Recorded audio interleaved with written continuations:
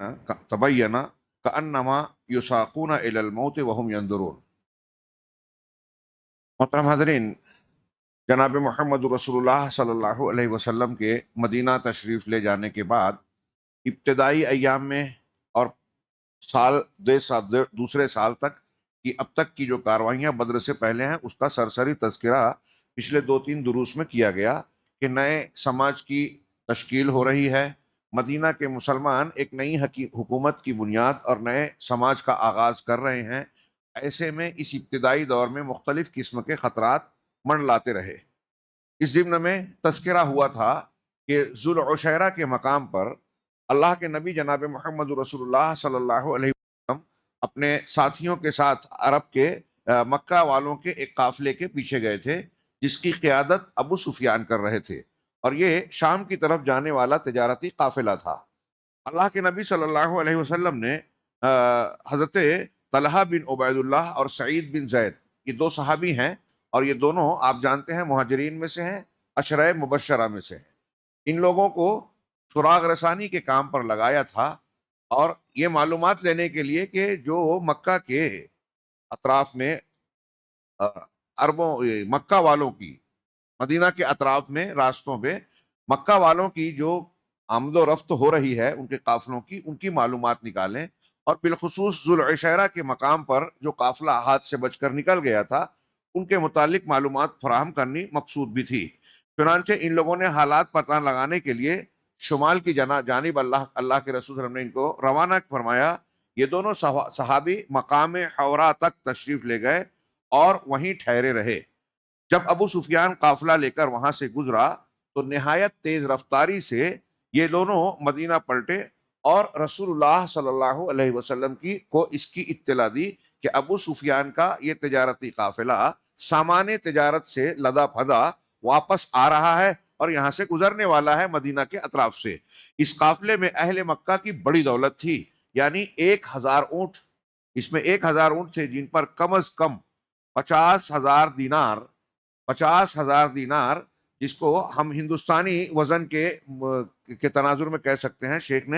صفی الرحمان صاحب نے اس کو دیا، اس کا حساب 262 کلو سونے،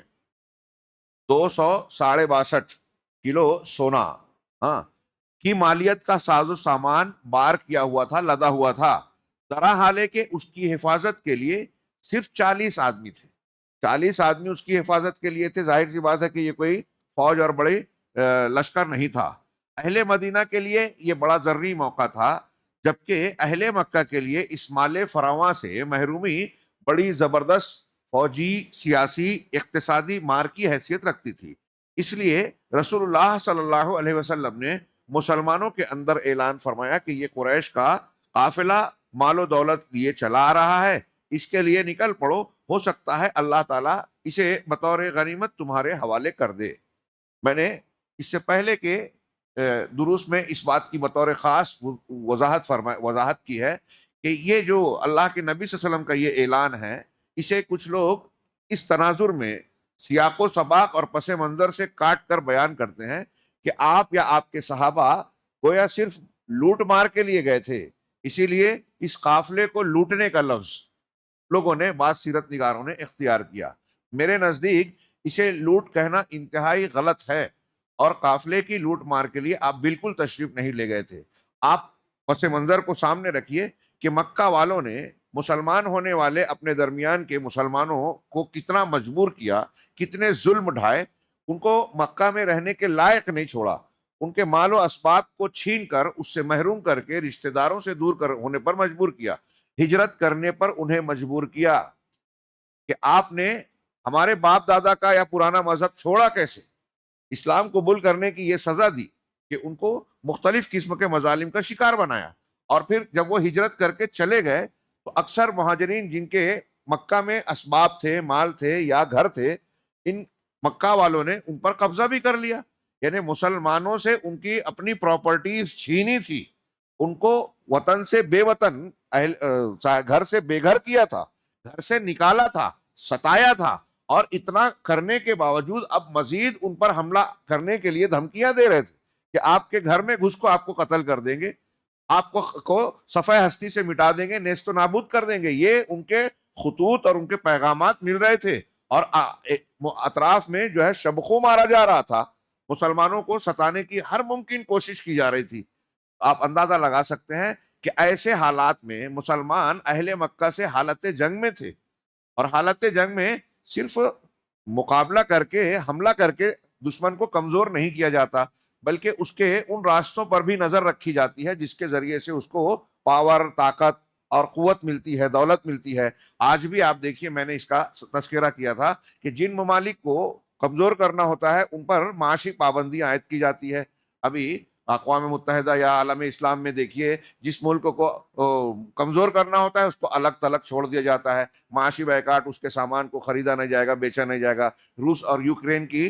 جنگ شروع ہوئی تو رشیا پر جو ہے پابندی لگا دی گئی کہ دنیا کے لوگ اس کے مال کو خریدیں گے نہیں، اس سے بزنس کریں گے نہیں. ہندوستان کو اسی پس منظر میں 30% کم دام میں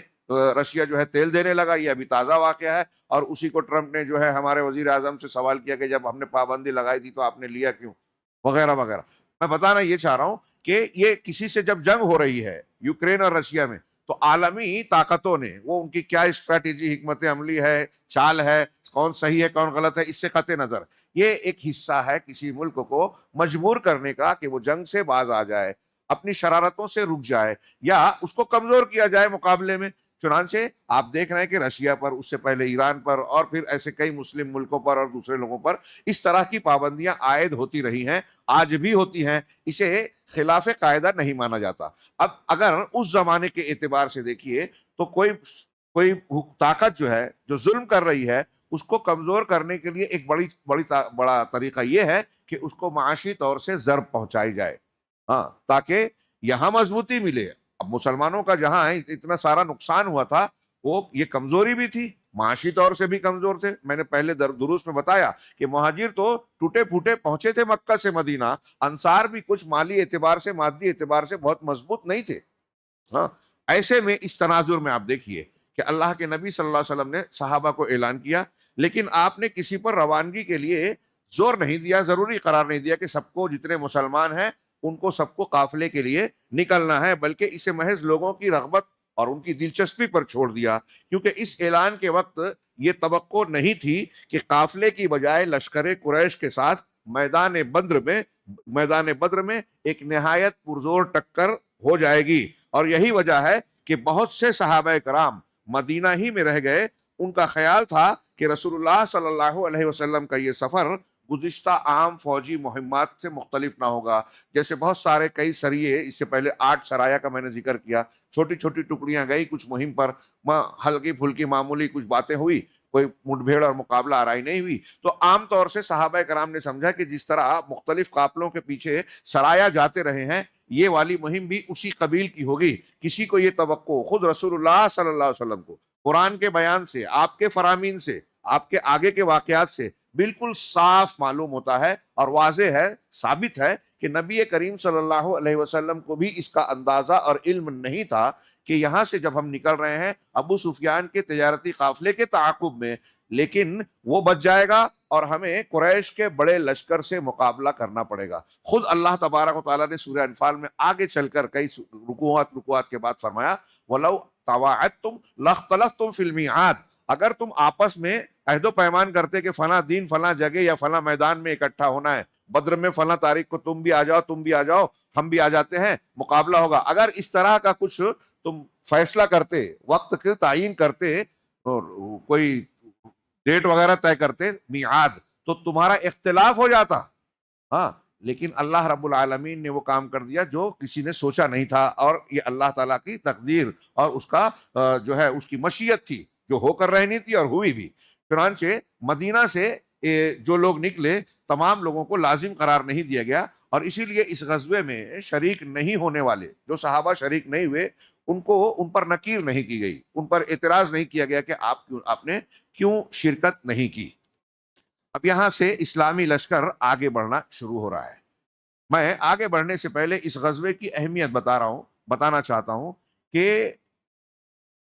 اسلام کی آمد اور شروعات سے جناب محمد رسول اللہ صلی اللہ علیہ وسلم کی دعوت دینے سے لے کر اب تک، یعنی یہ 2 ہجری رمضان المبارک کا واقعہ بن رہا ہے،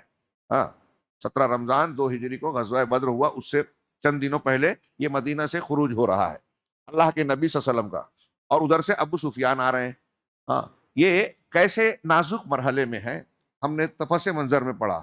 کہ یہودی دل میں عداوت رکھتے ہیں، ابھی سامنے سامنے ٹھیک ٹھاک ہے۔ منافقین جو اوس و خزرج کے مشرکین تھے، وہ مدینہ میں رہتے ہوئے مسلمانوں کے خلاف موقع کی تلاش میں تھے۔ اطراف کے وہ قبائل جو مشرک تھے، قزاقی ان کا پیشہ تھا، وہ بھی یہ نہیں چاہتے تھے کہ مسلمانوں کی حکومت کو یہاں قرار ملے، استحکام ملے، ورنہ ہمارے لیے مسائل پیدا ہو جائیں گے۔ ان سب کے اوپر مکہ کے کفار جو اس وقت بڑی طاقت تھی اور علاقے میں ان کی دھاک بھی تھی اور ان کی عزت بھی تھی،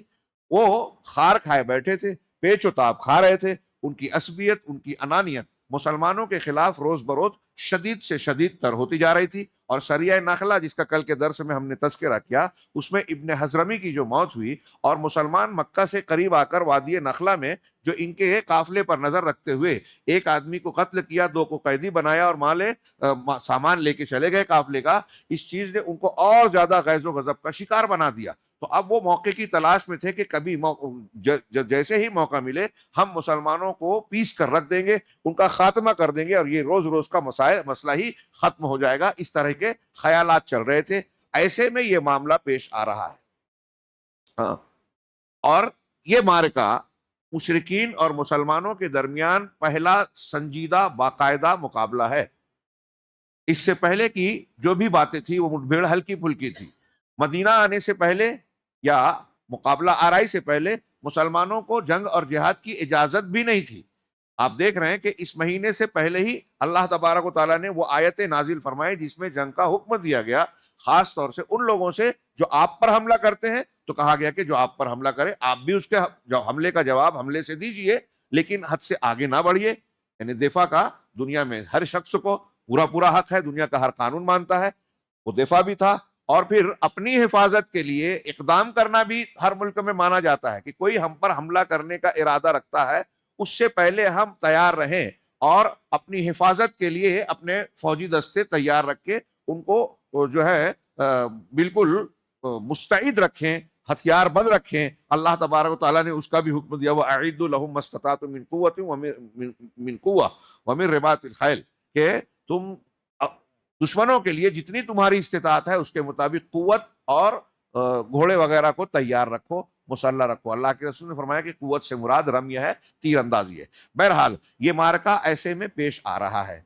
اور مسلمان ایک طریقے سے بڑی کسم کرسی میں ہے۔ مدینہ سے جو نکل رہے ہیں ان کی تعداد کیا ہے آپ دیکھ رہے ہیں۔ مکہ سے جو نکلنے والے ہیں وہ 1300 نکلتے ہیں، بعد میں 300 کم ہو کے 1000 بن جاتے ہیں۔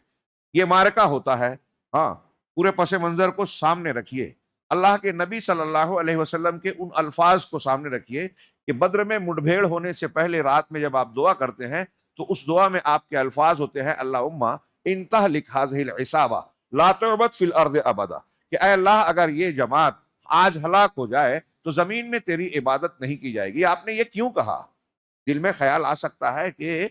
بھائی دوسرے لوگ تو عبادت کرنے کے لیے ہو سکتے ہیں، لیکن یہ جملہ سمجھنے کے لیے اس پس منظر کو سامنے رکھیے جو 2-3 دن سے میں نے بیان کرنے کی کوشش کی اور ابھی پھر مختصر میں اس کا اشارہ کیا کہ اگر بدر میں مسلمانوں کی شکست ہو جاتی تو سوچئے کیا ہوتا۔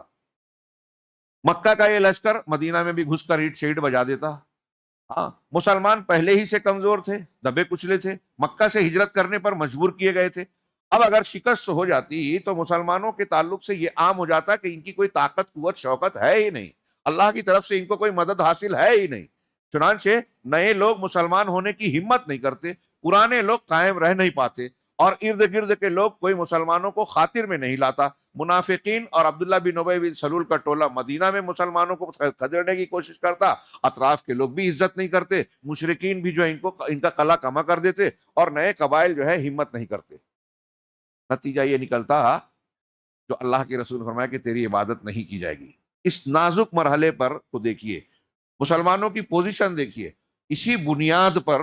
ایسے ماحول میں جن لوگوں نے سب کچھ قربان کر دینے اور حق کے لیے اپنی جان کو نچھاور کر دینے کے لیے بدر میں جو ہے جان کی بازیاں لگائیں، اللہ رب العالمین نے ان کا مقام کیا بنایا۔ حضرت حاتب بن ابی بلتہ رضی اللہ تعالیٰ عنہ کی لمبی حدیث ہے بخاری میں، اس میں اخیر میں جب ان کے خط کا معاملہ تھا، پکڑا گیا،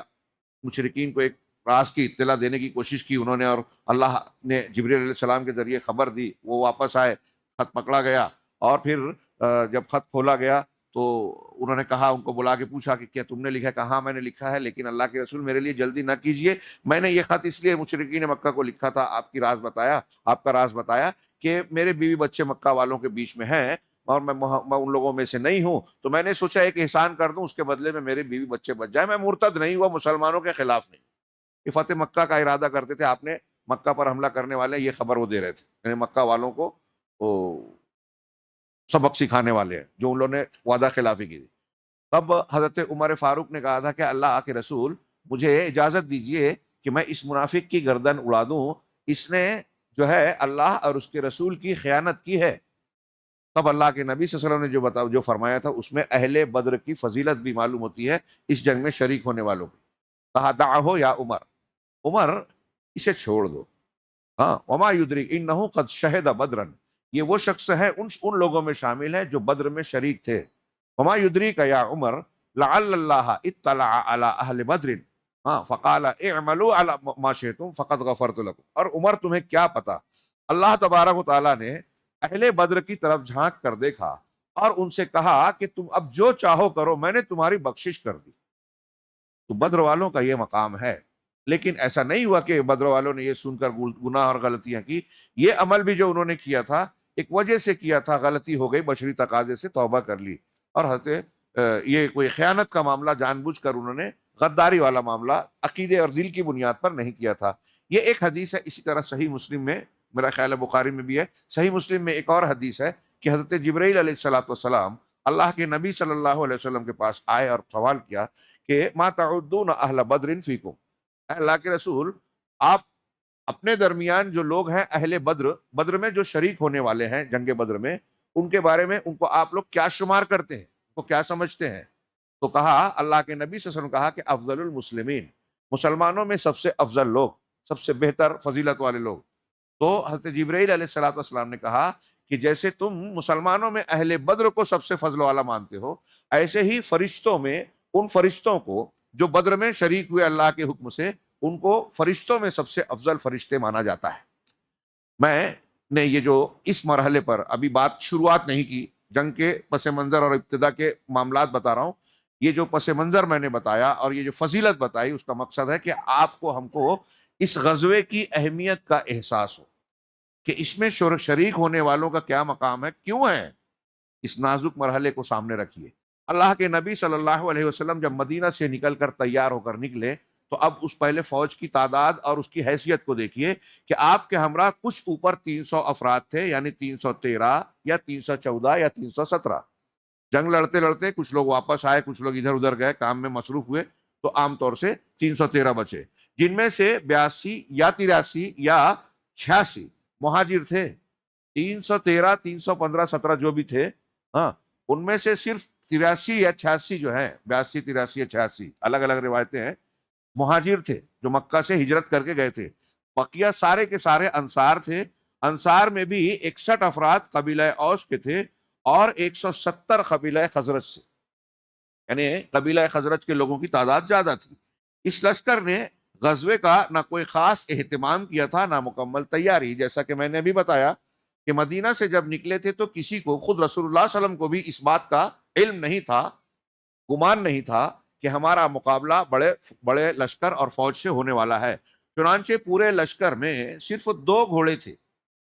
2 گھوڑے، ایک اللہ کے رسول صلی اللہ علیہ وسلم کے پھوپھی کے، مطلب وہ حضرت زبیر بن عوام، حضرت اسما کے شوہر، حمزولف بھی ہیں اللہ کے رسول کے، اور دوسری رشتہ داری بھی، پھوپھی کے بیٹے بھی ہیں حضرت زبیر کے پاس، اور دوسرے حواری رسول کہا جاتا ہے، دوسرے حضرت مقداد بن اسود رضی اللہ تعالیٰ عنہ، ان دونوں کے پاس صرف گھوڑے تھے اور 70 اونٹ تھے۔ 70 اونٹ میں چلتے ہوئے جب لمبا چلنا ہوتا تھا تو باری باری ایک اونٹ پر 3 لوگوں کو مقرر کیا گیا، ہاں یعنی 3 لوگ ایک اونٹ میں مشترک ہیں، کچھ دور ایک آدمی چلے گا، پھر کچھ دور دوسرا، پھر کچھ دور تیسرا۔ اللہ کے نبی صلی اللہ علیہ وسلم کے ساتھ حضرت علی اور حضرت مرثد ابن ابی مرثد غنوی، یہ دو صحابی ایک اونٹ میں مشترک۔ نبی صلی اللہ علیہ وسلم نے بھی اپنے آپ کو دیگر لوگوں کے برابر رکھا۔ دیکھیے یہ قیادت اللہ کے رسول صلی اللہ علیہ وسلم کی کیسی منصفانہ تھی۔ ایسا نہیں ہے کہ وی آئی پیز اور وی آئی پیز کا ٹریٹمنٹ الگ اور عام لوگوں کا الگ، جیسا کہ حکومتوں میں، اداروں میں اور بہت ساری جگہوں پہ آج بھی ہوتا ہے۔ بہرحال اللہ کے نبی صلی اللہ علیہ وسلم بھی مشرک تھے اور آپ بھی باری باری سوار ہوتے تھے اونٹ پر۔ حضرت علی حضرت مرثد نے کئی مقام پر اللہ کے نبی صلی اللہ علیہ وسلم سے کہا کہ اللہ کے رسول، ہمارے ماں باپ آپ پر فدا، ہماری باری بھی ہم آپ کو دے رہے ہیں، آپ اونٹ پر سوار رہیے، ہم پیدل چلنے کے لیے تیار ہیں۔ تو کہا جیسے تم لوگوں کو اجر کی خواہش ہے، میں بھی اللہ سے اجر کی امید رکھتا ہوں، اور جیسے تم لوگوں کو تھکن یا ضرورت اور مشقت ہوتی ہے، مجھے جیسے ہوتی ہے ویسے تم لوگوں کو بھی ہوتی ہے، لہٰذا جو نظام ہے اسی کو اختیار کیا جائے گا۔ ہاں، مدینہ کا انتظام، جب آپ مکہ سے مدینہ سے نکلتے تھے، حاکم کا ایک طریقہ ہوتا ہے کسی بھی حکومت کا۔ ہاں، نبی کریم صلی اللہ علیہ وسلم نے بھی طریقہ اختیار کیا، جب بھی آپ مدینہ سے باہر کسی مہم یا سفر پر تشریف لے جاتے تو مدینہ میں اپنے جگہ کسی کو نائب اور قائم مقام مقرر کرتے کہ نماز اور امامت کے معاملات یہاں فلاں انجام دیں گے۔ چنانچہ آپ جب بدر کے لیے اس کے لیے نکلے، ابو سفیان کے قافلے کے لیے، تو پہلے آپ نے حضرت عبداللہ ابن ام مکتوم کو امام مقرر کیا کہ یہ امامت کریں گے اور معاملات دیکھیں گے۔ آپ جانتے ہیں کہ یہ نابینا صحابی تھے۔ ہاں، عبس وتولی ان جاءہ الاعمی والی جو آیت ہے، ہاں، تو انہی سے متعلق تناظر میں نازل ہوئی تھی۔ لیکن جب نبی کریم صلی اللہ علیہ وسلم مقام روحہ تک پہنچے، جہاں حضرت طلحہ وغیرہ نے جہاں سے خبر لا کے واپس بیان کی تھی، مقام روحہ تک پہنچے تو آپ نے حضرت ابو لبابہ ابن عبد المنذر رضی اللہ تعالی عنہ کو مدینہ کا منتظم بنا کر واپس بھیج دیا، کہا کہ ان کو اب منتظم بنایا جاتا ہے، یہ دیکھ بھال کریں گے، امامت کریں گے۔ لشکر کی تنظیم یعنی اس کی ترتیب اس طرح کی گئی کہ ایک جیش فوج کو کہتے ہیں، جیش کا ایک ٹکڑا، فوج کا ایک ٹکڑا، ایک جیش مہاجرین کا بنایا گیا اور ایک انصار کا، ایک فوج مہاجرین کی اور ایک انصار کی۔ مہاجرین کا علم جھنڈا حضرت علی رضی اللہ تعالیٰ عنہ کو دیا گیا اور انصار کا علم حضرت سعد بن معاذ رضی اللہ تعالیٰ عنہ کو۔ یہ انصار کے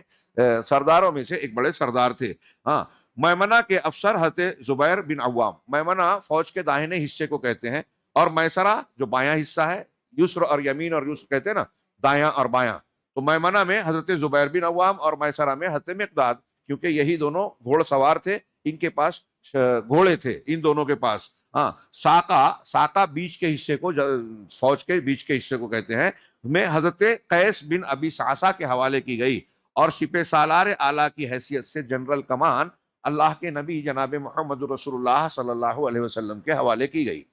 اللہ کے نبی صلی اللہ علیہ وسلم کی یہ ترتیب ابتدائی طور پر دیکھیے، یہ صرف زمانے کے اعتبار سے نہیں تھی، اس میں کئی چیزیں نئی اختیار کی گئی، اور اللہ کے نبی صلی اللہ علیہ وسلم کی جنگی حکمت عملیاں آپ آگے جب پڑھیں گے، غزوات نبوی ہم پڑھ رہے ہیں، اس میں آپ کے طریقہ کار صرف مقابلہ آرائی کی اہمیت نہیں ہے، حکمت عملی، نفسیاتی جنگ، سرد جنگ کے حکمت و عملیت کا اختیار کرنا، اور کون سی ایسی تدابیر ہیں جس سے دشمن کو حملہ اور مقابلہ کرنے سے پہلے ان کو ذہنی نفسیاتی طور سے ہی چوٹ پہنچا کے کمزور کیا جائے۔ ایسی بہت سی چیزیں آپ کو نبی کریم صلی اللہ علیہ وسلم، اور پھر یہ ترتیب اور انتظامی امور میں بھی آپ دیکھیں گے کہ آج کے موجودہ دور کے پڑھے لکھے بڑی بڑی ڈگریاں اور تجربات کرنے والے سپہ سالار جب اللہ کے رسول صلی اللہ علیہ وسلم کی ان چیزوں کو پڑھتے ہیں تو حیرت میں پڑ جاتے ہیں کہ 1400 سال پہلے ایک ایسی شخصیت کہ اس سے پہلے خود نبی کریم صلی اللہ علیہ وسلم کو کوئی تعلیمی ڈگری بھی نہیں تھی اور کوئی جنگی تجربات بھی حاصل نہیں تھے، لیکن آپ کی جنگوں کا معاملہ سب سے اونچا ہے، اور یہ آپ کے زندگی کے ہر شعبے میں ہے۔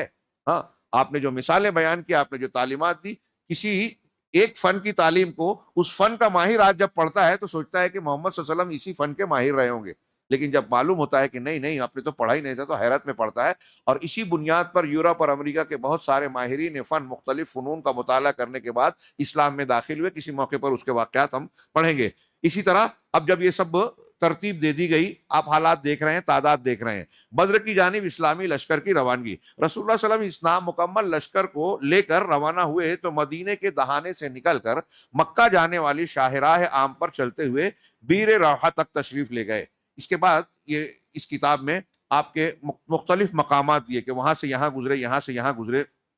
ہاں، پھر مختلف مقامات سے اتر کے راستے تبدیل کرتے ہوئے، ہاں، منزل مقصود بدر تھی اور الگ الگ راستے سے گھوم پھر کر آپ پہنچے۔ میں ان سب چیزوں کا نام نہ لیتے ہوئے آگے بڑھتا ہوں کہ ایک طرف آپ ایسا کر رہے تھے، ہاں، اور پھر ساتھ ہی ساتھ وہاں سے یعنی آپ جب ایک وادی صفرا میں کے قریب جب پہنچے تو وہاں سے قبیلہ جوہینہ کے دو آدمیوں کو یعنی بسیس بن عمرو اور عدی بن ابی زغبہ، یہ قبیلہ جوہینہ اس سے پہلے میں نے سرسری ذکر کیا تھا، مجھے اندازہ ہے کہ بہت سارے لوگ یہ چیزیں دھیان میں نہیں رکھتے ہیں۔ مکہ سے مدینہ سے جہاں آپ تھے 45-50 میل کے فاصلے پر قبیلہ جوہینہ مشرکین کا ایک بڑا قبیلہ تھا، بڑا قبیلہ، اور اللہ کے رسول صلی اللہ علیہ وسلم نے ان سے بھی گویا معاہدہ کر لیا تھا، یہ جو سریہ جاتے تھے، اور اسی قبیلے کے یہ دو صحابی تھے، ہاں، ایک بسیس بن عمرو اور عدی بن ابی زغبہ، ان کو آگے بھیجا کہ ہم تو پیچھے سے چل رہے ہیں، ہمارا لشکر، آپ آگے بڑھ کے ابو سفیان کا جو قافلہ جس کے پیچھے اور تعاقب میں ہم آئے ہیں اس کے بارے میں ٹھیک ٹھیک خبر ہمیں حاصل کر کے پہنچائیے، ہاں، اور حالات کا پتہ لگانے کے لیے انہیں بدر روانہ کیا۔ اب جب یہ صورتحال ہوئی تو دوسری طرف ابو سفیان کا جو قافلہ آ رہا تھا، ابو سفیان بھی اس وقت کافر تھے، کافروں کے سرداروں میں سے ایک سردار تھے، اور اس قافلے کے بھی سردار تھے، تو گویا اس کی حفاظت کی ذمہ داری بھی تھی۔ انہیں خطرے کی بو محسوس ہوتی تھی، پہلے ہی سے مسلمانوں سے تناؤ اور کشمکش والا معاملہ چل ہی رہا تھا، اب واپسی پہ بھی انہیں احساس تھا کہ یقیناً مدینہ کے راستے سے جب ہم گزریں گے تو ہمارے لیے خطرہ ہو سکتا ہے۔ تو قافلے کی صورتحال یہ تھی کہ ابو سفیان جو اس کا نگہبان تھا حد درجہ محتاط تھا، اسے معلوم تھا کہ مکے کا راستہ خطروں سے پر ہے، اس لیے وہ یہ رحیق المختوم کی عبارت پڑھ رہا ہوں، اس لیے وہ حالات کا مسلسل پتہ لگاتا رہتا تھا، اور جن قافلوں سے ملاقات ہوتی تھی ان سے کیفیت دریافت کرتا رہتا تھا، آنے جانے والوں سے پوچھتا تھا کہ راستے میں کچھ آپ نے دیکھا کیا، کوئی لشکر، کوئی فوج، کوئی خطرہ، ہاں، چنانچہ اسے جلد ہی معلوم ہو گیا کہ محمد صلی اللہ علیہ وسلم صحابہ کرام کو قافلے پر حملے کی دعوت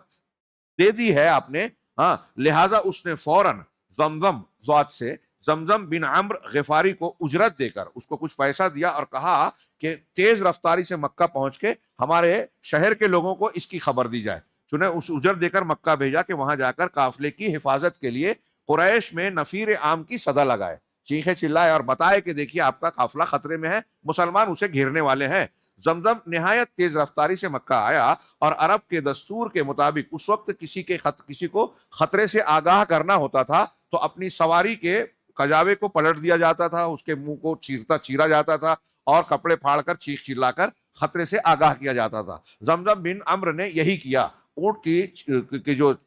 چپری ہے اس کو پلٹا، کجاوا کا الٹا، اپنا کپڑا قمیص کرتا پھاڑا، اور اسی اونٹ پر کھڑے ہو کر لوگوں کو چلا چلا کے کہا کہ اے قریش کی جماعت، اے قریش کے لوگوں، قافلہ قافلہ، العیر العیر، ہاں، تمہارا قافلہ خطرے میں ہے، تمہارا مال جو ابو سفیان کے ساتھ آ رہا ہے اس پر محمد صلی اللہ علیہ وسلم، محمد صلی اللہ علیہ وسلم ہمیں کہنا چاہیے، محمد اور اس کے ساتھی دھاوا بولنے جا رہے ہیں، اسے گھیر رہے ہیں، مجھے یقین نہیں ہے کہ تم اسے پا سکو گے، مدد کرو، مدد مدد مدد، اس طرح سے چیخا چلایا پکارا۔ حالات پہلے سے گرم تھے ہی، ابن حضرمی کے واقعے کے بعد مکہ والوں کا جوش غصہ بہت شدید ہو چکا تھا، چنانچہ جیسے ہی یہ پیغام اور یہ چیخ پکار انہوں نے سنی تو ان پر ایک بجلی گری، یہ آواز سن کر لوگ ہر طرف سے دوڑ پڑے، کہنے لگے کہ محمد اور اس کے ساتھی کیا سمجھتے ہیں کہ یہ قافلہ بھی ابن حضرمی کے قافلے جیسا ہے، اسے لوٹ لیں گے، اس کا کام تمام کر دیں گے؟ نہیں نہیں، اللہ کی قسم، انہیں پتہ چل جائے گا کہ ہمارا معاملہ کچھ اور ہے۔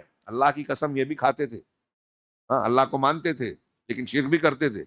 تو انہیں پتہ چل جائے گا کہ ہمارا معاملہ کچھ اور ہے۔ چنانچہ سارے مکے میں دو ہی طرح کے لوگ تھے۔ اب جب یہ اعلان ہو گیا تو مکہ میں ایک ہلچل بھگدڑ مچی۔ اب جتنے لوگ تھے اس میں دو ہی قسم کے تھے، یا تو خود مسلمانوں کی سرکوبی کا ارادہ کر کے جنگ کے لیے نکلنے کی تیاری کر رہے تھے کہ میں خود جاؤں گا اس فوج میں، یا جو نہیں جا پا رہا تھا اس نے اپنی جگہ کسی اور کو کہ میں تمہیں پیسہ دیتا ہوں، میں نہیں جا سکتا تو میری تو خود کی تیاری کوئی کر رہا تھا مشرک، یا اپنی جگہ کسی کو بھیج رہا تھا۔ مکہ کے جتنے بڑے بڑے سردار تھے، بڑے خاندانی لوگ تھے، تقریباً تمام کے تمام اس میں شریک ہوئے، اور صرف ابو لہب تھا، تبت یدا ابی لہب وتب، نبی کریم صلی اللہ علیہ وسلم کا سگا چچا، صرف ابو لہب اکیلا تھا جس نے اپنے ایک مقروض آدمی سے کہا کہ میں نہیں جا سکتا، آپ جائیے، کیونکہ اللہ نے اس کے لیے دوسری رسوا کن موت مقدر کر رکھی تھی، ہاں، اور باقی سارے سردار جو ہے وہ انہوں نے کمر کس لی جانے کے لیے، اور آپ کو یاد نہ ہو تو یاد دلاؤں کہ مکہ میں یہ مکہ والے جب ستاتے تھے تو ایک موقع ایسا بھی آیا، اللہ کے نبی صلی اللہ علیہ وسلم جب بھی بیت اللہ میں عبادت کرتے تھے تب بھی یہ لوگ کبھی آوازیں کسنا، کبھی جسمانی اذیت دینا. ایک مرتبہ ایسا ہوا کہ عقبہ بن ابو معیط نے آپ کے گلے کا میں جو چادر تھی اس کو اس طرح کھینچا کہ آپ کے نسیں تن گئی، سانس اکھڑنے لگی. آپ عبادت میں تھے، ایسی حالت میں آپ کی چادر کو کھینچا اور اللہ حضرت ابوبکر، یہ بخاری میں ہے، حضرت ابوبکر صدیق رضی اللہ تعالیٰ عنہ نے آ کے دھکا دیا، انہیں ہٹایا اور کہا اتریدون ان تقتلوا رجلا یقول ربی اللہ، کیا تم ایک آدمی کو صرف اس لیے مار ڈالنا چاہتے ہو کہ وہ کہتا ہے کہ میرا رب اللہ ہے؟ ہاں، یہ موقع تھا. ایک مرتبہ ایسا ہوا کہ آپ جب سجدے میں تھے تو اوجھ ڈالی گئی، اور اس موقع پر اور پھر اس کے بعد جو ہے آپ کے چکر لگانے کے موقع پر جب بھی آپ طواف کرتے تھے اور وہ لوگ بیٹھے ہوئے آپ کا مذاق اڑاتے تھے، تو ایک مرتبہ ایسا بھی ہوا کہ اللہ کے نبی صلی اللہ علیہ وسلم نے ان کو نام لے لے کر بد دعا دے دی. جتنے سرداران وہاں بیٹھے تھے، ہاں، ان بد دعا سے سب ٹھٹر گئے. اللہ کے نبی صلی اللہ علیہ وسلم کی کتنی بھی مخالفت کرتے ہوں، ایک خاص نوٹ کیجئے یہ پوائنٹ، مکہ کے کفار آپ کی باتوں پر یقین رکھتے تھے کہ جو یہ کہہ رہے ہیں وہ ہوگا، تو ڈر گئے. ایک تو حرم میں بات بد دعا دی، یہ دوسرے محمد صلی اللہ علیہ وسلم نے دی. ہاں، یہ میں یوں ہی نہیں کہہ رہا ہوں، اس کے ایک نہیں دسیوں مثالیں ہیں. ابو لہب کے بیٹے نے جب آپ پر تھوکا تھا،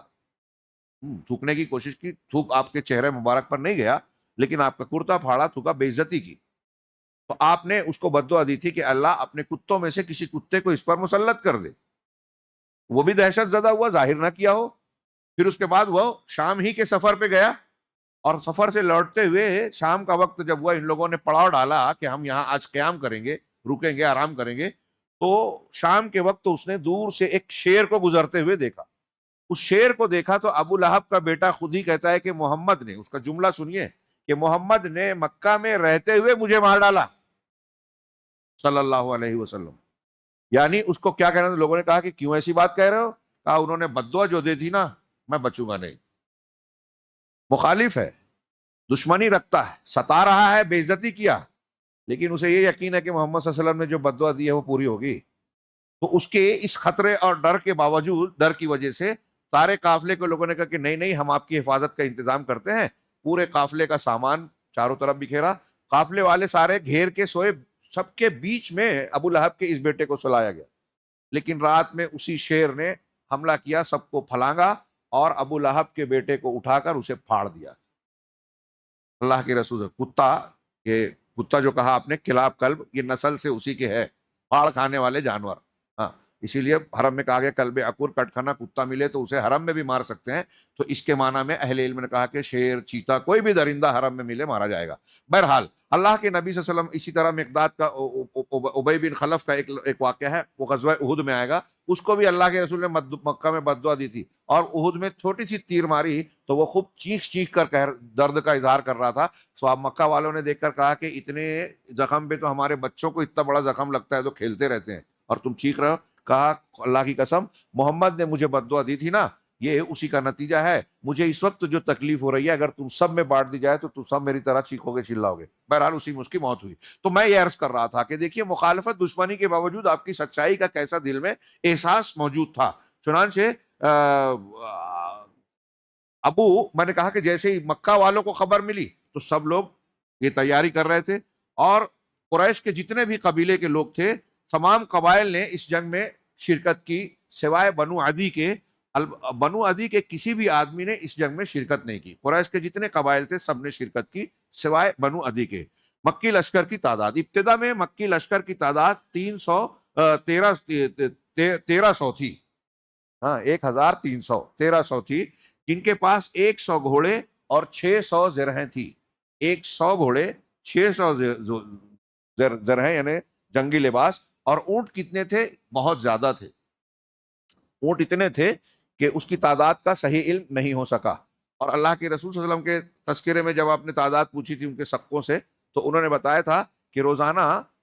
کیا نام ہے، ایک دن 9 اونٹ ذبح ہوتا ہے. فوج کے کھانے کے لیے ایک دن 9 اونٹ ذبح ہوتا ہے، نہر کیا جاتا ہے، اور ایک دن 10 اونٹ. تو اللہ کے نبی صلی اللہ علیہ وسلم نے اس سے اندازہ لگایا اور بتایا کہ تب فوج کی جو ان کی تعداد ہے 900 سے 1000 کے درمیان ہے، اور لگ بھگ 1000 تھی. چنانچہ قریش کے 9 معزز آدمی اس کی رسد کے ذمہ دار تھے. ہاں، سپہ سالار لشکر کا سپہ سالار ابو جہل بن ہشام تھا.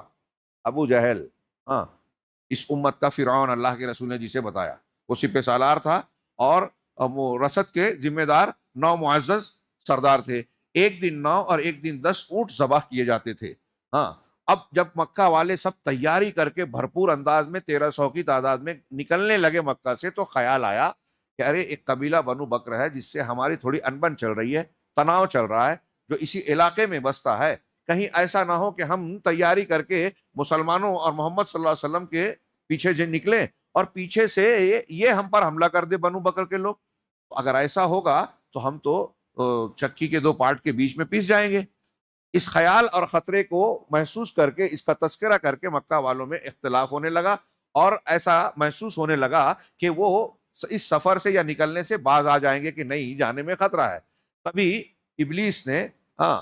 بنو بکر کے سردار کی شکل میں سراقہ بن مالک ابن جوشم، جو بعد میں مسلمان ہوئے، ایک صحابی تھے، ان کی شکل میں شیطان آیا. ہاں، کہتے ہیں کہ ابلیس لعین بنو کنانہ کے سردار، یہ بنو کنانہ بکر اسی کا ایک قبیلہ تھا، بنو کنانہ کے سردار سراقہ بن مالک بن جوشم مدلجی کی شکل میں نمودار ہوا اور بولا میں بھی تمہارا رفیق کار ہوں.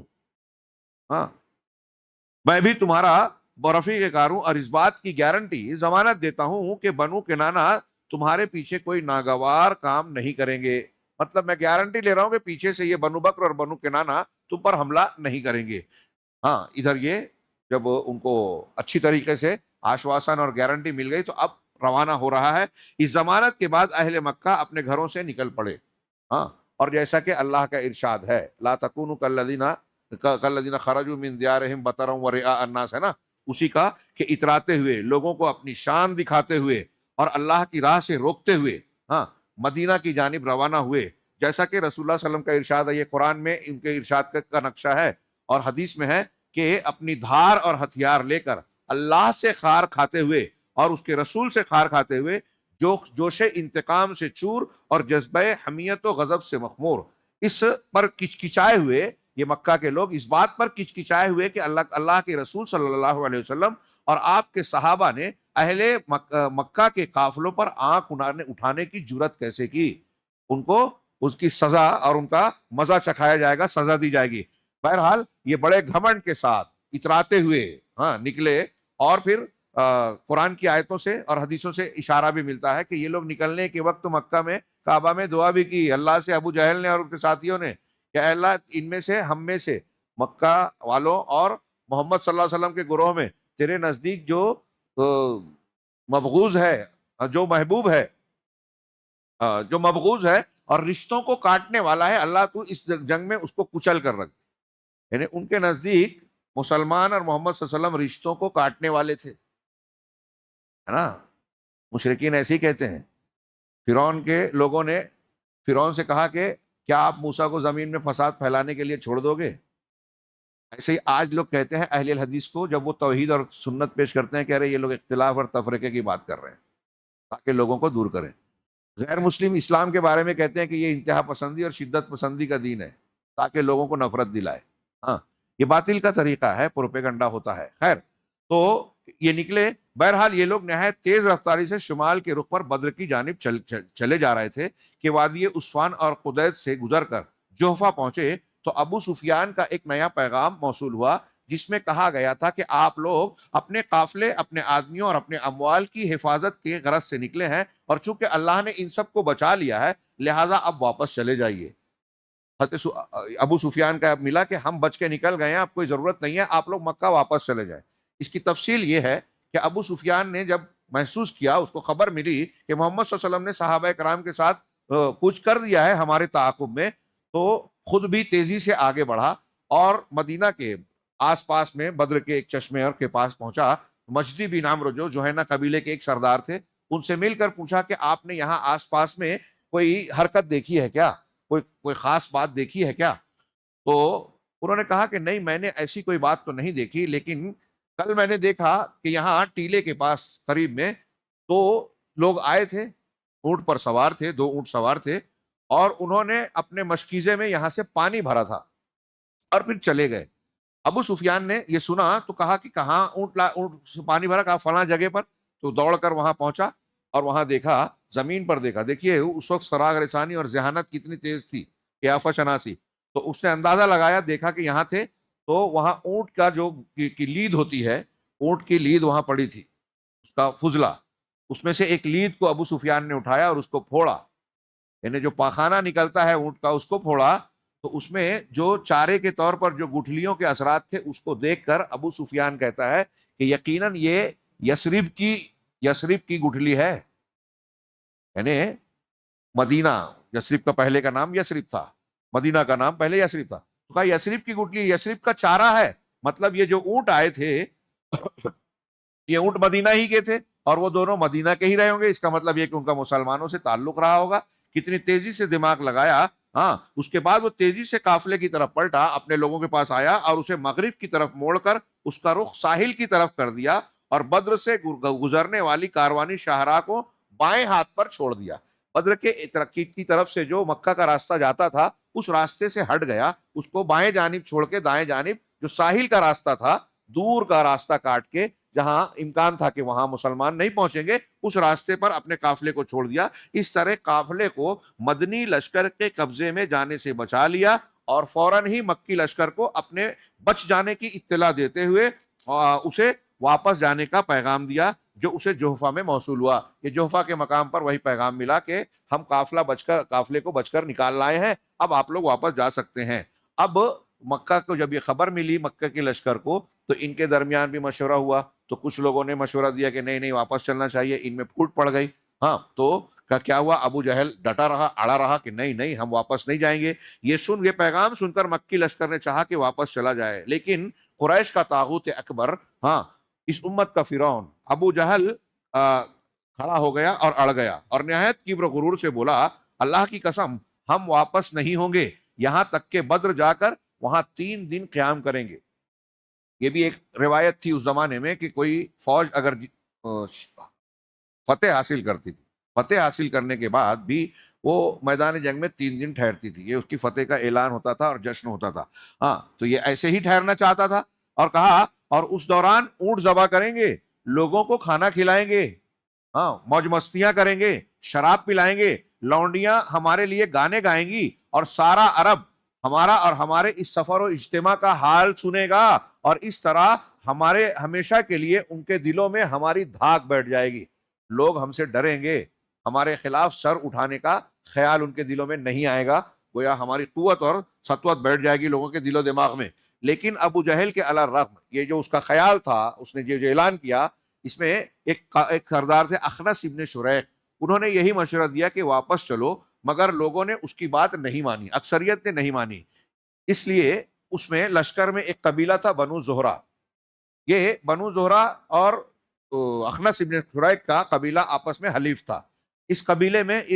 اس لشکر میں بنو زہرہ نے اخنس بن شریح کو اپنا سردار مان رکھا تھا. چنانچہ ان لوگوں سے اپنے قبیلے سے یا اپنے ماتحتوں سے اخنس بن شریح نے کہا کہ ہمیں تو نہیں چلنا ہے، ہم قافلے کے لیے نکلے تھے واپس، اب ہم واپس چلتے ہیں، میرا حکم یہ ہے کہ واپس چلو. اس کی اس بات کی اطاعت کرتے ہوئے بنو زہرہ کے جتنے لوگ وہاں موجود تھے، یعنی 300 لوگ تھے، وہ 300 کے 300 اخنس ابن شریح کے حکم پر واپس ہو گئے. اب 1300 میں سے 300 کم ہو گئے تو ٹوٹل جو ہے 1000 رہ گئے. بنو زہرہ واپس آ گئے. اب ان کے ساتھ ساتھ بنو ہاشم جو اللہ کے رسول صلی اللہ علیہ وسلم کا خاندان تھا، نبی کریم صلی اللہ علیہ وسلم کا خاندان، اور اس خاندان میں حضرت عباس بھی تھے اور دوسرے لوگ بھی. اس میں بھی ان لوگوں کو بھی زبردستی مکہ سے لایا گیا تھا، مکہ والوں میں سے. اور جب اخنس بن شریح کے کہنے پر بنو زہرہ واپس لوٹنے لگے تو یہ لوگ بھی چاہتے تھے بنو ہاشم کے ہم بھی لوٹ جائیں، لیکن ابو جہل نے کہا کہ دیکھو یہ جو خاندان ہے نا بنو ہاشم کا، اس کو کسی بھی قیمت پہ اس کے کسی ایک آدمی کو بھی واپس لوٹنے نہ دیا جائے. کہ گویا اللہ کے رسول صلی اللہ علیہ وسلم کا کے خلاف ایک پتے کے طور پر یوز کرنا چاہتا تھا کہ ان کی رسوائی ہے کہ جو آپ نبوت کا دعویٰ کر رہے ہیں دوسروں کو، آپ کے خاندان کے لوگوں کو ہم آپ کے خلاف لائے ہیں. تو اس نے کہا کہ ان میں سے کسی کو وہ واپس نہ جانے دیا جائے، یہ گروہ ہم سے الگ نہ ہونے پائے. اور آگے چل کے آپ دیکھیں کہ حضرت عباس وغیرہ اس میں قیدی بنائے گئے. اور ایک روایت کچھ روایتوں سے یہ بھی پتہ چلتا ہے کہ حضرت عباس رضی اللہ تعالیٰ عنہ اگرچہ اللہ کے رسول کے چچا ان لوگوں کے ساتھ یہاں تھے اور مکہ میں تھے، لیکن اندر سے مسلمان ہو چکے تھے، اور مسلمان ہی نہیں ہوئے تھے بلکہ کئی موقعوں پر اللہ کے نبی صلی اللہ علیہ وسلم کو مکہ والوں کی خبریں بھی خفیہ طریقے سے پہنچا رہے تھے. کچھ خبریں تو دے رہے تھے، آپ کے رازدار تھے یہ تو تھا، لیکن مسلمان تھے یہ سب کو معلوم نہیں تھا. یہ آپ کا چھپا ہوا معاملہ تھا. بہرحال بنو ہاشم کے لوگوں کو بھی جانا پڑا. غرض لشکر نے اپنا سفر جاری رکھا. بنو زہرہ کی واپسی کے بعد اب ان کی تعداد 1000 رہ گئی تھی، اور اس کا رخ بدر کی جانب تھا. بدر کے قریب پہنچ کر اس نے ایک ٹیلے کے پیچھے پڑاؤ ڈالا. یہ ٹیلا وادی بدر کی حدود پر جنوبی دہانے کے پاس واقع ہے. اب یہ صورتحال بن رہی ہے کہ قافلہ بچ کر نکل گیا ہے اور یہ لشکر آگے بڑھ رہا ہے. اسلامی لشکر اب کی نزاکت کا آپ اندازہ لگائیے. ادھر مدینے کے ذرائع اطلاعات نے رسول اللہ صلی اللہ علیہ وسلم کو، جبکہ ابھی آپ راستے ہی میں تھے اور وادی زفران سے گزر رہے تھے، قافلے اور لشکر دونوں کے متعلق آپ نے اطلاعات فراہم کی، معلومات حاصل کی کہ کیا صورتحال ہے، اپڈیٹ کیا ہے. آپ نے ان اطلاعات کا گہرائی سے جائزہ لینے کے بعد یقین کر لیا کہ اب ایک خونریز جنگ کا وقت آ گیا ہے. قافلے کی بجائے ہماری مٹبھیڑ لشکر سے ہونے والی ہے. اور ایک ایسا اقدام گزیر ہے جو شجاعت، بصالت اور جرأت و جسارت پر مبنی ہو. اب بہادری کے جوہر دکھانے اور جان کی بازی لگانے کا موسم اور موقع آ گیا ہے، کیونکہ یہ بات قطعی تھی کہ اگر مکی لشکر کو اس علاقے میں یوں ہی دندناتا ہوا پھرنے دیا جاتا، اگر اللہ کے رسول صلی اللہ علیہ وسلم یہ سوچ کر کہ چلو یہ تو بدر میں آ رہے ہیں، بدر میں جشن منانے کا ارادہ ہے، ابو جہل نے جو کہا اور یہاں سے چلے جائیں گے. یہ مکہ سے، مدینہ سے قریب کا علاقہ تھا. وہ اپنی دھاک اور طاقت کا مظاہرہ کرنے، طاقت کے نشے میں چور تھے، غرور تھا، حمیت تھی، مسلمانوں کے خلاف غیظ و غضب اور انتہائی قسم کے غصے کا شکار تھے. تو گارنٹی نہیں تھی کہ بدر میں آنے کے بعد وہ مدینہ پہ حملہ نہ کر دیں. ایک تو یہ خطرہ بھی تھا، اور دوسرے یہ کہ اگر ایسا ہوتا، اتنا بھی ہو جاتا کہ مکہ والے آ کے قریب میں جشن منا کر چلے جاتے، تب بھی ارد گرد کے قبائل میں جیسا کہ ابو جہل نے کہا کہ لوگوں کی دھاک بیٹھتی، مسلمانوں کی بے عزتی ہوتی، مسلمانوں کی طاقت، قوت اور وقار لوگوں کی نگاہ میں بہت کمزور ہو جاتا، ان کی کوئی حیثیت نہیں رہتی. اور یہ کئی اعتبار سے، یہاں تک کہ دعوتی اعتبار سے بھی مسلمانوں کے لیے بہت ہی نقصان دہ ہوتا. تو ہر کس و ناکس جو اپنے سینے میں اسلام کے خلاف کینہ اور عداوت رکھتا تھا، شر پر آمادہ ہو جاتا. ہر کوئی مسلمانوں کے خلاف کاروائیاں کرنے میں ڈھیٹ ہو جاتا اگر یہ لوگ آ کے وہاں سے چلے بھی جاتے.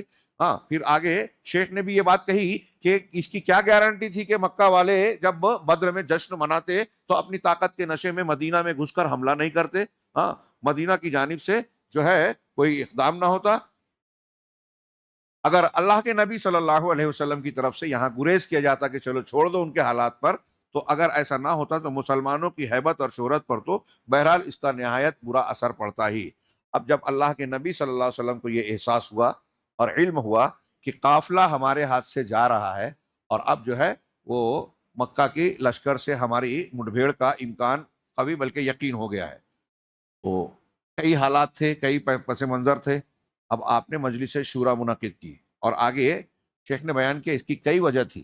ایک تو یہ کہ مکہ سے مدینہ سے جب چلے تھے تو قافلہ، اللہ کے رسول نے کہا تھا کہ ہم قافلے کی طرف جا رہے ہیں، اس لیے لوگوں نے بڑی جنگ کی تیاری نہیں کی تھی. سارے صحابہ کرام نہیں آئے تھے، ہتھیار زیادہ نہیں تھے، تعداد زیادہ نہیں تھی. ایک دوسری بات یہ بھی تھی کہ بیعت عقبہ میں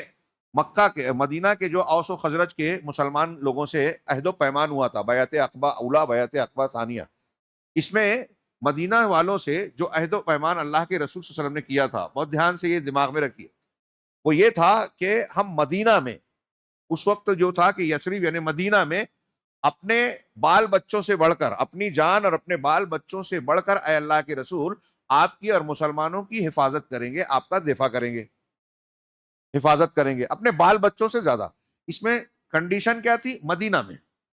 مدینہ کے باہر اگر کوئی مٹبھیڑ خطرہ پیش آتا ہے، مٹبھیڑ ہوتی ہے، تو وہاں اس معاہدے میں کچھ ذکر نہیں تھا، اور اللہ کے رسول صلی اللہ علیہ وسلم عہد و پیمان کی مخالفت نہیں کرتے تھے. غور کیجئے، اب انصار اس کے مکلف نہیں تھے کیونکہ بدر جو ہے مدینہ سے کافی دور ہے، تو 70 کلومیٹر یا اس طرح کچھ کم و بیش فاصلہ ہے. تو اللہ کے نبی صلی اللہ علیہ وسلم ان کو مجبور نہیں کر سکتے تھے عہد و پیمان کے مطابق، اور انصار یہ کہہ سکتے تھے کہ بھائی ہم مدینہ میں آپ کی حفاظت کرنے کے ذمہ دار ہیں، مدینہ کے باہر نہیں. اور بدر کا معاملہ مدینہ کے باہر پیش آ رہا ہے.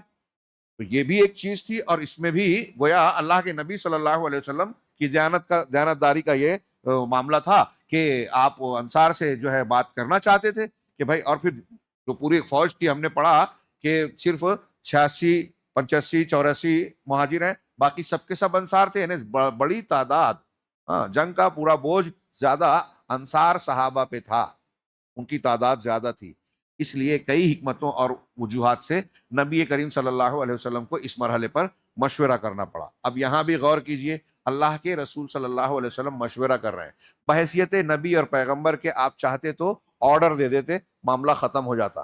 لیکن آپ نے مشورہ کیا. یہ اس بات کی دلیل ہے کہ مسلمانوں کے اجتماعی معاملات میں ہاں طریقہ دستور اسلامی تعلیم یہ ہے کہ مشاورت کی جائے. ہاں، ابھی آپ احد پڑھیں گے، وہاں آپ کی رائے تھی کہ مدینہ میں رہ کے جنگ کریں، اور دوسروں کی رائے تھی کہ باہر جا کے جنگ کریں. آپ نے اپنی رائے کے خلاف مشورے کو قبول کیا. آج ہمارے ہاں لوگ اپنی رائے کے خلاف مشورے کو قبول کرنے سے گریز کرتے ہیں یا اپنی بے عزتی سمجھتے ہیں. یہ نظام کے موافق بات نہیں ہے. بہرحال آپ نے مشورہ کیا. آج کے درس میں یہ مشورے کی بات تک ہم پڑھتے ہیں کہ حالات کے اس اچانک اور پرخطر تبدیلی کے پیش نظر رسول اللہ صلی اللہ علیہ وسلم نے ایک اعلیٰ فوجی مجلس شورا منعقد کی. یہ رحیق المختوم کی عبارت ہے جس میں درپیش صورتحال کا تذکرہ فرمایا. آپ نے بتایا کہ دیکھو ایسی ایسی صورتحال بن گئی ہے، اب یہ نقشہ بن رہا ہے حالات کا. ہاں، اور کمانڈروں اور عام فوجیوں سے آپ نے تبادلہ خیالات کیا. اس موقع پر ایک گروہ خوریز ٹکراؤ کا نام سن کر کانپ اٹھا. جب آپ نے لوگوں کو بتایا کہ اب ہمیں جنگ کرنا پڑے گی آگے بڑے لشکر سے، تو صحابہ کرام میں بھی کچھ لوگ جو ہے وہ ڈر گئے، اور ان کو شدت سے اس بات کا گویا احساس ہونے لگا، اور ان کا دل لرزنے اور دھڑکنے لگا. اسی گروہ کے متعلق اللہ کا فرمان قرآن میں ہے. سورہ یہ انفال کی یہ ابتدائی آیتوں میں دیکھیے، اللہ نے فرمایا کما اخرجک ربک من بیتک بالحق وان فریقا من المؤمنین لکارہون یجادلونک فی الحق بعدما تبین کانہم یساقون الی الموت وہم ینظرون. جیسا کہ تجھے تیرے رب نے تیرے گھر سے یعنی مدینہ سے نکالا حق کے ساتھ نکالا، اور مومنین کا ایک گروہ اسے ناگوار سمجھ رہا تھا. ناگوار گھر سے نکلنے کو نہیں سمجھ رہا تھا، اس لشکر کو پکڑنے کے. آگے خود ایک قرآن کی آیت میں سورہ انفال ہی میں کہا کہ وَتَوَدُّونَ کہ تم نکلے تھے وَإِذْ يَعِدُكُمُ اللَّهُ إِحْدَى الطَّائِفَتَيْنِ، اور جب اللہ تعالیٰ تم سے اس وقت کو یاد کرو جب اللہ تعالیٰ تم سے دو گروہوں میں سے ایک گروہ کا وعدہ کر رہا تھا کہ قافلہ یا لشکر دونوں میں سے ایک تمہارے ہاتھ آنے والے ہیں. ہاں، وَتَوَدُّونَ أَنَّ غَيْرَ ذَاتِ الشَّوْكَةِ تَكُونُ لَكُمْ، اور تم یہ چاہتے تھے کہ وہ دو ٹکڑوں میں سے دو گروہوں میں سے وہ گروہ تمہارے ہاتھ آئے جو غیر مسلح ہے، یعنی قافلہ جس میں مال زیادہ ہے، پیسے ہیں، تجارتی سامان ہے، جو ہتھیار اور مقابلے والے نہیں ہیں. ہاں، ان کو وہ تمہارے ہاتھ میں آئے، یہ تم چاہتے تھے. لیکن اللہ کچھ اور چاہتا تھا. اللہ چاہتا تھا کہ اہل باطل کو کچل کر رکھ دے، اور ان کو جو ہے ان کو جو ہے کمزور کر دے، ان کے باطل کو کھول دے. چنانچہ اس آیت میں اللہ نے کہا کہ یہ کچھ مسلمانوں پر یہ ناگوار، کچھ مسلمان اسے ناگوار، ایک فریق ناگوار سمجھ رہا تھا. وہ تجھ سے حق کے بارے میں جھگڑا کر رہے تھے اس کے بعد کہ حق واضح ہو چکا تھا.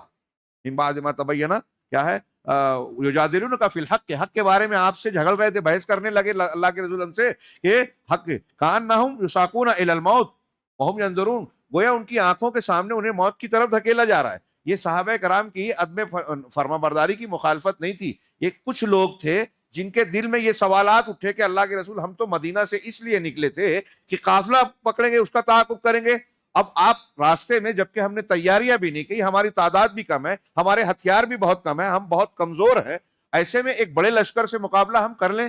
یہ تو بڑی عجیب بات ہے. تو اس تناظر میں فطری انسانی فطرت کا تقاضا ہے کہ مسلمانوں کے ایک گروہ کو یہ چیز شاک گزری، اس سے وہ ڈر گئے. لیکن یہ ابتدائی مرحلہ تھا، قرآن میں ہی ہے، پھر اللہ نے ان کو اطمینان دے دیا. تو اب ان کا دل جم گیا اور اللہ کے راستے میں جان کی بازی لگانے اور مقابلہ کرنے کے لیے پوری طریقے سے پورا لشکر بعد میں آمادہ ہو گیا. لیکن جہاں تک قائدین لشکر کا تعلق ہے تو اللہ کے رسول صلی اللہ علیہ وسلم نے یہ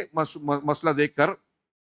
سب لوگوں سے کہا اشیروا علی ایھا الناس، اے لوگوں مجھے مشورہ دو، یہ کنڈیشن ہے، صورتحال ہے. تو ابو بکر صدیق اٹھے، اچھی بات کہی. ہاں،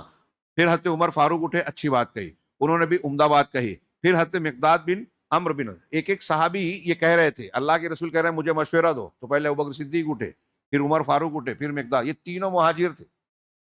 اور اللہ کے رسول صلی اللہ علیہ وسلم انصار کا جواب سننا چاہتے تھے، انصار کا مشورہ چاہتے تھے، ان سے پختہ کرنا چاہتے تھے، جیسا کہ میں نے ابھی پس منظر بتایا، اور عرض پرداز ہوئے۔ لیکن مقداد بن اسود نے بھی جو بات کہی، بڑی زبردست بات کہی، مجھے یاد پڑتا ہے، یہاں ذکر نہیں ہے، غالباً ان کی بات کے سننے کے بعد حضرت عبداللہ بن مسعود کہتے ہیں کہ حضرت مقداد بن اسود رضی اللہ تعالیٰ عنہ کی بات سن کر میرے دل میں بات ہے کہ کاش یہ بات ان کی بجائے میں نے کہی ہوتی۔ ہاں، حضرت مقداد بن اسود نے کہا اللہ کے رسول، آپ کو اللہ آپ کو جو راہ دکھلائی ہے اس پر آپ رواں دواں رہیے، آپ چل پڑیے، ہم آپ کے ساتھ ہیں۔ حضرت مقداد کہتے ہیں اللہ کے رسول، آپ کو اللہ نے جو راستہ دکھایا، آپ کو جو صحیح نظر آ رہا ہے، آپ اس پہ آگے بڑھیے، ہم آپ کے ساتھ ہیں۔ اللہ کی قسم آپ کو ہم وہ بات نہیں کہیں گے جو بنی اسرائیل نے حضرت موسیٰ سے کہا تھا، جو قرآن میں ہے کہ اذهب انت وربک فقاتلا انا ہاہنا قاعدون، کہ آپ اور آپ کا رب جائیے، اللہ سے آپ اور آپ کا رب جائیے اور ان سے مقابلہ کیجئے، ہم یہاں بیٹھے ہوئے ہیں۔ نہیں، ہم یہ نہیں کہیں گے، بلکہ ہم تو یہ کہیں گے کہ اللہ کے رسول آپ آگے بڑھیے اور آپ کے پروردگار چلیں اور لڑیں، ہم آپ کے ساتھ ساتھ لڑیں گے۔ اس ذات کی قسم جس نے آپ کو حق کے ساتھ مبعوث کیا ہے، اگر ہم کو برک غماد تک آپ لے کے چلے جائیں، یہ حبشہ کا ایک شہر ہے بہت دور، برک غماد تک لے چلے تو ہم راستے والوں میں سے لڑتے بھیڑتے وہاں تک آپ کا ساتھ دیتے چلیں گے، کہیں پیچھے نہیں ہٹیں گے، کہیں پیٹھ نہیں دکھائیں گے، وہاں تک چلے جائیے، ہم آپ کا ساتھ دیں گے۔ بنی اسرائیل کی طرح آپ سے نہیں کہیں گے کہ آپ اور آپ کا رب جائیے اور لڑیے، ہم یہاں بیٹھے ہیں، بلکہ ہم آپ کے ساتھ ساتھ چلیں گے۔ رسول اللہ صلی اللہ علیہ وسلم نے ان کو دعائیں دی اور ان کو بھی بٹھا دیا۔ اس کے بعد پھر آپ نے کہا کہ لوگوں ان کے حق میں دعا دی، اور ان تینوں کمانڈروں کے بعد آپ نے پھر سے یہی سوال کیا کہ لوگ مشورہ دو۔ ہاں، آپ کی خواہش تھی کہ انصار کی رائے معلوم کریں، کیونکہ وہی لشکر میں اکثریت میں تھے اور مارکے کا اصل بوجھ انہی کے شانوں پر پڑنے والا تھا، درا حالے کہ بیعت عقبہ کی روح سے ان پر لازم نہ تھا کہ مدینے سے باہر نکل کر جنگ کریں۔ میں نے جو ابھی باتیں بیان کی، ان کے لیے یہ ضروری نہیں تھا، اسی لیے آپ ان سے بار بار آپ ان کا جواب سننا چاہتے تھے، اس لیے آپ نے مذکورہ تینوں حضرات کی باتیں سننے کے بعد پھر فرمایا کہ بہت غور سے، ہاں، اشیرو لوگوں مجھے مشورہ دو، مقصود انصار تھے، اور یہ بات انصار کے کمانڈر اور علم بردار حضرت سعد بن معاذ نے بھانپ لی۔ اب ان کا جو جواب ہے، ہاں، وہ ہم مسلمانوں، نوجوانوں اور مرد اور عورتوں کو لکھ لینا چاہیے ذہن و دماغ پر۔ وہ کہتے ہیں، انہوں نے عرض کیا کہ اللہ کی قسم، آپ ایسا معلوم ہوتا ہے کہ اللہ کے رسول آپ کا روئے سخن ہماری طرف ہے، آپ ہم سے بات سننا چاہتے ہیں، جواب سننا چاہتے ہیں۔ آپ نے کہا ہاں، تمہارا جواب سننا چاہتا ہوں۔ انہوں نے کہا کہ ہم تو آپ ہمارا جواب سننا چاہ رہے ہیں، ہم تو آپ پر ایمان لائے، آپ کی تصدیق کی اور یہ گواہی دی ہے کہ آپ جو کچھ لے کر آئے ہیں سب حق ہے، اور اس پر ہم نے اپنے آپ کو اپنی سمع و طاعت کا عہد و میثاق دیا ہے کہ آپ کی ہر بات مانیں گے اور سنیں گے، لہٰذا اللہ کے رسول آپ کا جو ارادہ ہے اس کے لیے پیش قدمی فرمائیے۔ اس ذات کی قسم جس نے آپ کو حق کے ساتھ مبعوث فرمایا ہے، اگر آپ ہمیں ساتھ لے کر اس سمندر میں کودنا چاہیں تو ہم اس میں بھی آپ کے ساتھ کود پڑیں گے، ہمارا ایک آدمی بھی پیچھے نہ رہے گا، ہمیں قطعاً کوئی ہچکچاہٹ نہیں کہ کل ہمارے ساتھ دشمن سے ٹکرا جائیں، ہم جنگ میں پامرد اور لڑنے میں جواں مرد ہیں، اور ممکن ہے اللہ آپ کو ہمارا وہ جوہر دکھلائے جس سے آپ کی آنکھیں ٹھنڈی ہو جائیں، بس آپ ہمیں ہمراہ لے چلیں، اللہ برکت دے۔ ایک روایت میں یہ بھی ہے کہ انہوں نے کہا کہ حضرت سعد نے کہا کہ اللہ کے رسول سے عرض کیا، آپ کو اندیشہ ہے کہ انصار اپنا یہ فرض سمجھتے ہیں کہ وہ آپ کی مدد محض اپنے دیار میں کریں گے، یعنی آپ کو ایسا لگتا ہے کہ ہم صرف مدینہ میں آپ کا ساتھ دیں گے، اس لیے میں انصار کی طرف سے بول رہا ہوں، ہاں، میں انصار کی طرف سے بول رہا ہوں اور ان کی طرف سے جواب دے رہا ہوں۔ عرض ہے کہ آپ جہاں چاہیں تشریف لے چلیں، جس سے چاہیں تعلق استوار کریں، جس سے چاہیں تعلق کاٹ لیں، ہاں، ہمارے مال سے جو چاہیں لے لیں اور جو چاہیں دے دیں، اور جو مال آپ لے لیں گے وہ ہمارے نزدیک اس سے زیادہ پسندیدہ ہوگا جسے آپ چھوڑ دیں گے۔ جملوں پر غور کیجئے، آپ جس سے چاہے تعلق جوڑیں ہم بھی جڑ جائیں گے، جس سے چاہے تعلق توڑیں ہم بھی کٹ جائیں گے، آپ ہمارے مال میں سے جو چاہیں لے لیں، جو آپ لیں گے وہ ہمیں زیادہ پسند ہے اس سے جو آپ چھوڑ دیں گے۔ ایسا جذبہ ہے اللہ کے رسول صلی اللہ علیہ وسلم کے لیے، کیسی فدائیت ہے، ہاں، وہ ہمارے نزدیک، اور اس معاملے میں آپ کا جو بھی فیصلہ ہوگا ہمارا فیصلہ بہرحال اس کے تابع ہوگا۔ اللہ کی قسم اگر آپ پیش قدمی کرتے ہوئے برق غماد تک جائیں تو ہم بھی آپ کے ساتھ ساتھ چلیں گے، اور اگر آپ ہمیں لے کر سمندر میں کودنا چاہیں تو ہم بھی اس میں کود جائیں گے۔ حضرت سعد رضی اللہ تعالیٰ عنہ کی، سعد بن معاذ رضی اللہ تعالیٰ عنہ کی یہ بات جو انصار کے جواب کی شکل میں آپ کے سامنے آئی، اور سراپا فدائیت اللہ کے نبی کی سمع و طاعت کا ایک زبردست ان الفاظ میں مظاہرہ تھا، اور ہماری طرح صرف زبان سے انہوں نے نہیں کہا کہ اللہ کے رسول ہم آپ سے محبت کرتے ہیں، آپ کے لیے قربانیاں دینا چاہتے ہیں، بلکہ عمل سے دکھا بھی دیا کہ اللہ کے رسول صلی اللہ علیہ وسلم کے چشم و ابرو کے اشاروں کے منتظر رہا کرتے تھے یہ صحابہ کرام، آپ جو اشارہ کرتے تھے جان کی بازی لگانے کے لیے تیار، اور بدر میں اس کا مظاہرہ کیا، آگے کے واقعات میں بھی۔ حضرت سعد کی یہ بات سن کر رسول اللہ صلی اللہ علیہ وسلم پر خوشی کی لہر توڑ گئی، آپ پر نشاط طاری ہو گیا، آپ کا چہرہ دمکنے لگا، آپ نے فرمایا چلو اور خوشی خوشی چلو، اللہ نے مجھ سے 2 گروہوں میں سے ایک کا وعدہ فرمایا ہے، واللہ اس وقت گویا میں قوم کی قتل گاہیں دیکھ رہا ہوں، یعنی مجھے یہ یقین ہے کہ اللہ کا وعدہ ہے ہمیں فتح ملے گی، اور یہ قوم کے جو بڑے بڑے لوگ ہیں کہاں قتل کیے جائیں گے میں اسے دیکھ رہا ہوں، اللہ برکت دے، آگے بڑھو۔ اب یہاں سے جب آگے بڑھ رہے ہیں اور بدر میں پڑاؤ ڈالنا اور اس سے متعلقہ امور انشاءاللہ کل کے درس میں ہم کچھ تفصیلات مزید